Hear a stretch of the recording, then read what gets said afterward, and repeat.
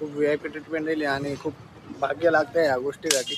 हे गाईज नमस्ते, jolly blogs मध्ये तुमचं स्वागत आहे. आज तुमच्या भावाला करावं लागणार अभ्यास, तर त्याचं कारण काय?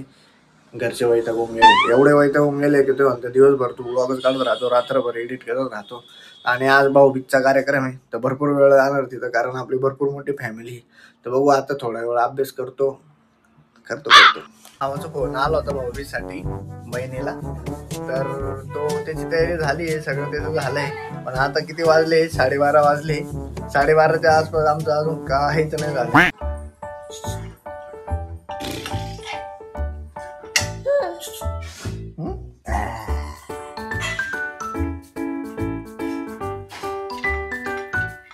तर ही आली होती मला ओळखण्यासाठी. हिच्यामुळे मी कपडे चेंज केले. ही बोलली दादा चेंज करून घे कपडे.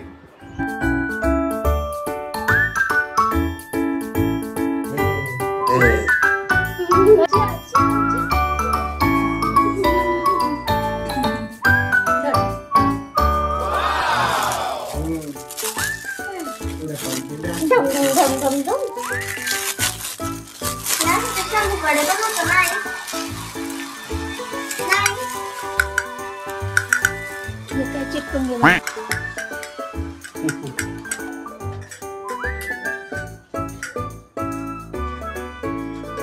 लांबूनच खेळ.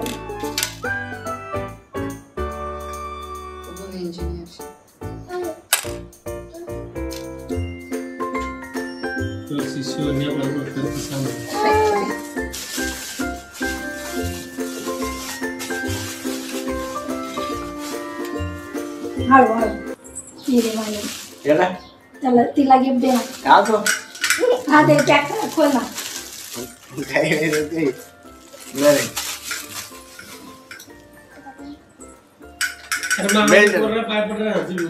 त्याला काय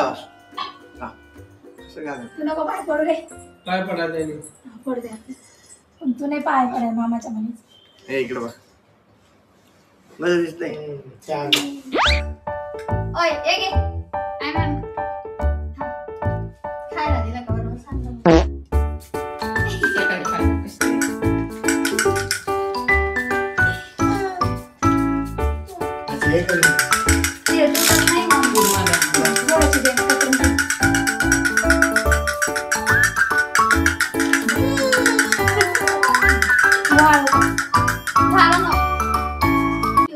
पप्पा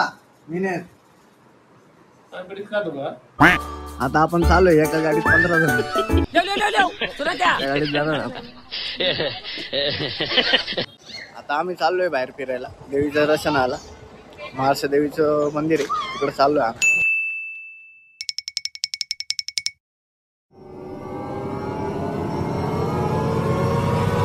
मौसम तो ऐसा लग रहा है दिल गार्डन गार्डन हो रहा है. बहुत मजा आ रहा है यहाँ पे. तर गाईज आम्ही इथं आलोय खंडेराव महाराज आणि महाराष्ट्र देवीचं दर्शन घ्यायला. तर चप्पल बुट्टा काढले आणि जय माता दी, खंडेराव महाराज की जय. तर ही मूर्ती बघू शकता तुम्ही खंडेराव महाराजांची. त्याच्यानंतर प्रत्येकाने इथं तेल टाकायचं असतं.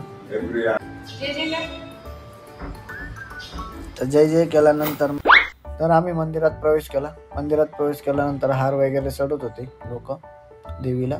त्याच्यानंतर एक काका होते, ते मस्तपैकी अगरबत्ती त्यांनी विझवली आणि त्याच्यानंतर आम्ही दर्शन घेतलं.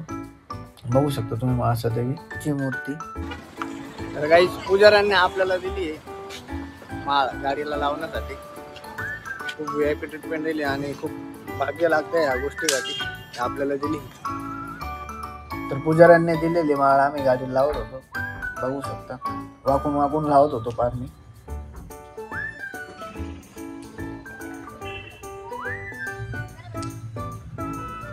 तर माळ लावून झाली आणि बोनट खाली घेतलं. मला येत नव्हतं, दिदीने केलं. असं ढकललं.